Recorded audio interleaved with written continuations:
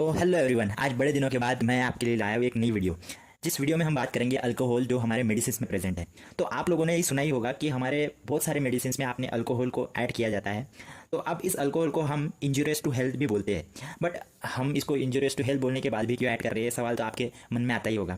तो हम इस पर ही हम बात करने वाले हैं। तो सबसे पहले जानते हैं कि इस दवाइयों में अल्कोहल होती क्यों है और वो सेफ़ है या नहीं।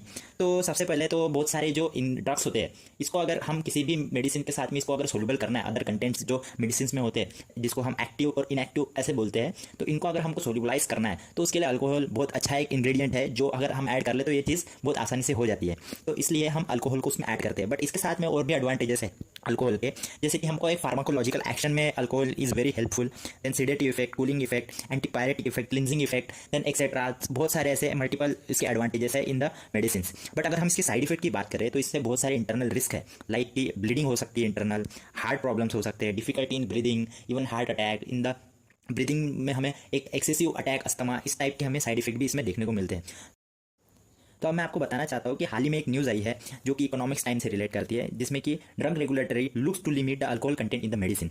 सो हमारे ये जो मामला है ये स्टार्ट होता है यूपी गवर्नमेंट की तरफ से, जो शॉप में हमें ऑलमोस्ट हर शॉप में दिखता है एरोमेटिक कार्डामोम टिंचर, इस नाम की हमें एक टिंचर दिखाई देती है जिसमें कि 84% वेट बाय वॉल्यूम के कंटेंट में हमें अल्कोहल दिखता है, इवन 87% तक हमें उसमें अल्कोहल कंटेंट दिखता है। तो अब ये वाले जो टिंचर्स है ये मार्केट में इजीली मिल रहे हैं और इसका जो इकोनॉमिकल प्राइस है वो बहुत कम है। तो यूपी गवर्नमेंट ने ये एनालिसिस किया और यूपी गवर्नमेंट ने एनालिसिस कर ये हमारे ड्रग अथॉरिटी को इन्होंने कन्वे किया इस चीज़ के बारे में। और जो इस चीज़ को जो देखती है वो ड्रग कंसल्टेटिव कमेटी, जिसको हम डीसीसी के नाम से जाते हैं, जो कि अंडर में आता है central drug standard control organisation, जिसको हम CDSCO के नाम से जानते हैं। तो ये जो यूपी गवर्नमेंट है इन्होंने इसको कन्वे किया ड्रग अथॉरिटी को। तो ड्रग अथॉरिटी का बोलना ये है कि ये जो टिंचर्स है ये सारे के सारे शेड्यूल एच में आते हैं। बेसिकली एक शेड्यूल्स होते हैं कि जिस शेड्यूल के बेस पर हमारे ये जो मेडिसिन है इनका रेगुलेशन चलता है।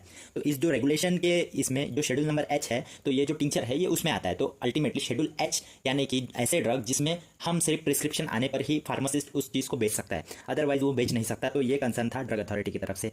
और इसी के साथ thank you for this watching this video, please share this video, definitely it is very informative for you and thank you so much.